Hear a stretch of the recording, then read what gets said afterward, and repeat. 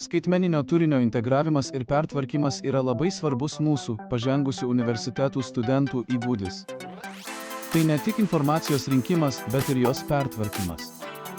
Pradėkite nuo šaltinių vertinimo patikimose akademinėse duomenų bazėse, pavyzdžiui, Istor ar Google Scholar. Taip užtikrinsite savo turinio patikimumą.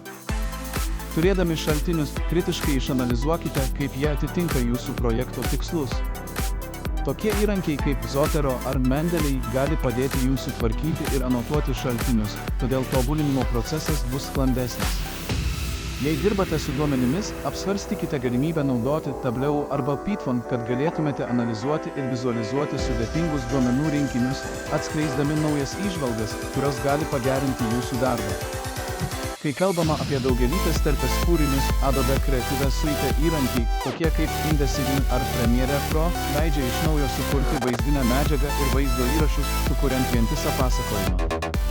Atminkite, kad svarbiausia ne tik apibendrinti, bet ir susisteminti. Ieškokite sąsajų, užpildykite spragas ir atlikite savo analizę.